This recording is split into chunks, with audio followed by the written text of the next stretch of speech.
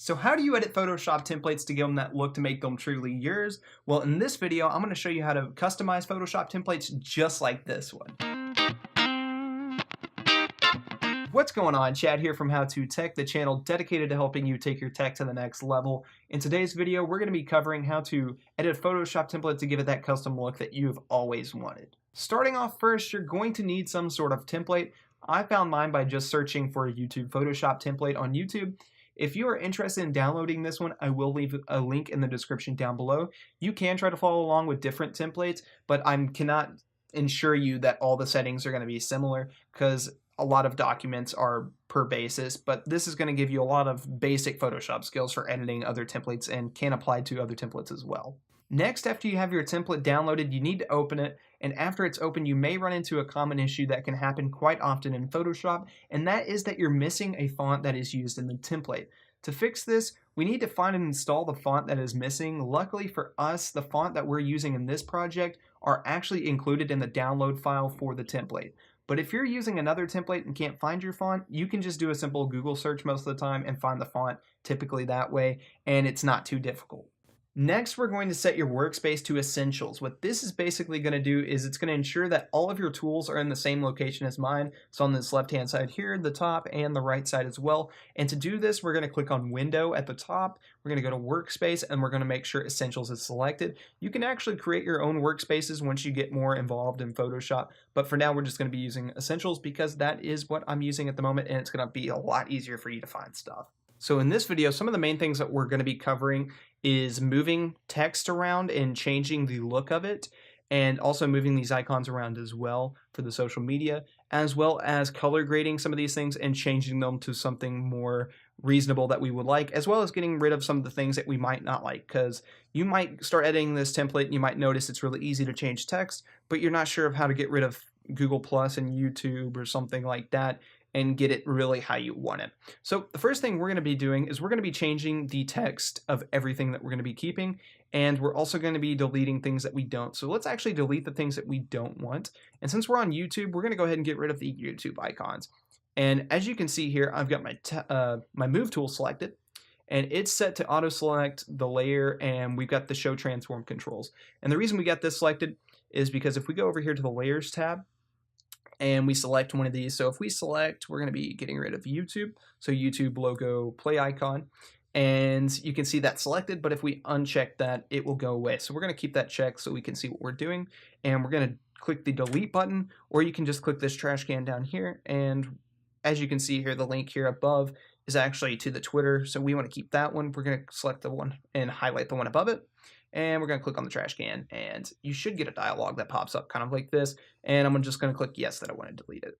We're going to do the same thing with the Google Plus because Google Plus is not really a popular format, as a lot of you may know if you do YouTube. So let's go ahead and find the Google Plus. I'm just going to click delete because it's faster for me, and we've got those deleted. So now we're going to go ahead and change the text of these, and for the sake of time, I'm just going to use mine. I don't know what else you guys would like there. So I'm going to go ahead, and I've got the type tool selected. I'm going to slow down a little bit for you. And there is the shortcut. You can click the T button on your keyboard, and that'll take you there. So we've got this type tool, and we're just going to hover over the link here, type, and you can see there's a little box around it. And what this little box around here does means that we can start dragging out and typing in text. But once that box goes away, that means you're over some pre-existing text and you can start editing it. So we're going to edit this, and we're going to change this to xmadchad because, you know, that's all my other information on my other accounts. And we're going to do the same thing with Facebook. But say, for instance, we just want it to be, I don't know, we'll just go with the same thing. There's not too much that you really can run into with issues there. If you wanted to, you could change the italicizing and stuff like that under the characters properties over here, and you can adjust things how you like.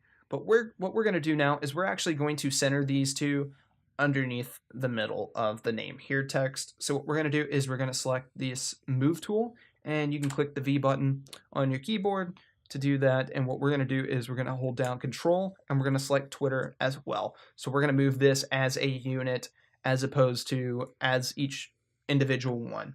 So I've got this down here. I want to kind of keep this in line with this. And what you can do is if you ever make a mistake while you're working on this, hit Control Z, it's going to take you right back. What we're going to do is we're going to drag this across, and you can see these purple guidelines are telling us that they're somewhat reasonable, and I'm just going to kind of get them as close as I want them, and I kind of want them, let's see, make sure that they're lined up on each other, and that is looking good. And what I'm going to do now is I'm actually going to select the Twitter over here, Mad Chad, Facebook, and Mad Chad. And sorry for that notification in the background. And as you can see, they're all selected. And all I'm going to do is I'm going to take this as a unit, and I'm going to line it up with this centerpiece right here. And we're going to go ahead and drag that right there. And I think that looks pretty good. And now we've got our social media changed. So this next part's going to be kind of a little tedious, just because the person that designed this made these 3 separate layers so they could get this text effect of it kind of being blurred and like a 3D effect. So what we're going to do is we're going to find those, and these are the layers right here. And I've got those selected. And what I'm going to do, since there's actually 3 different layers, is I'm actually going to deselect the first 2, and we're going to change them one at a time. So of course, go back to your text tool. We're going to highlight this text, and we're just going to put Mad Chad. I'm going to put a space there, and we're going to do the same thing with the next one. And just Mad, make sure we're doing caps because this is going to look cool with caps. And last one, and Mad Chad. And as you can see, we're getting that same desired text effect with this now that we've changed all those. And what I'm going to do is I'm going to center this now. It actually looks pretty centered, but I'm just going to select this move tool again, and I'm going to hold down Control, and I'm going to select these 2. You could do Shift as well if you know how to do that. And I'm just going to use the arrow keys, and I'm just going to kind of get them pretty precise. And now that is centered. So the official channel of Mad Chad with my social media. And we're going to cover one last thing in this video, and that is how to adjust the color. Now we could, on these, adjust these individual colors. And there's 2 ways you can do that. You can use the type tool and highlight one of these layers. So this has got the top layer by default because that's the one we selected. And you can change that from white by clicking on this little layer up here. And this is going to change the color of the text. And we can change it to blue, black. We can change it to whatever we want. There is another way of doing this, and that is by double clicking on the text over here. It should pop up a dialog box kind of like this one. All my stuff's popping up on a different screen because I've got 2 monitors. And you're just going to select color overlay. And you can change this color overlay to whatever you want. And say, for instance, you want it red, but you want it kind of faded looking.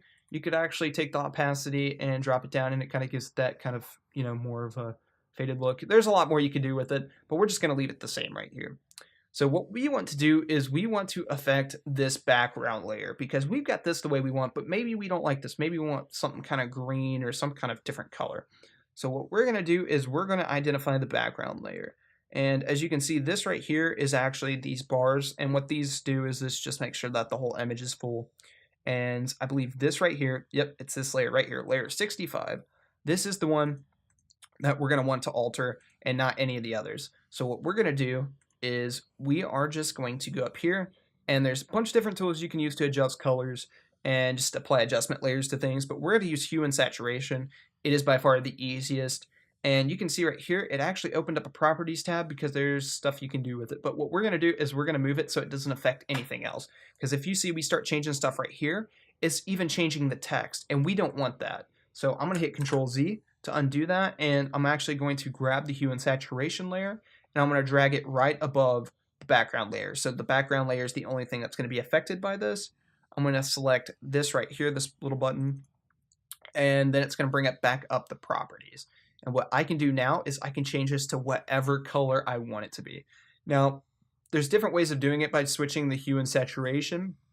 Sometimes it's pretty cool to colorize, so everything kind of gets like this very vague color, and you can actually up the saturation to kind of make it look better. This image is actually pretty bad for this because it's kind of looking faded, but I think that right there with a nice red and kind of a decent amount of saturation looks pretty cool.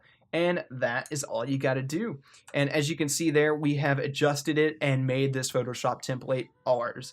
So that's going to be all for this video on how to edit Photoshop templates. Let me know in the comment section down below if this video is useful to you, if you have any questions or any ideas on future videos you would like to see from How To Tech. Also subscribe for more videos like this one, and also be sure to hit us up on social media at howto_tech, and also my own personal Twitter at xmadchad to let us know and let us see the progress you guys have made by being able to edit Photoshop templates. This has been Chad from How To Tech, helping you take your tech to the next level. Thank you guys so much for watching. Peace.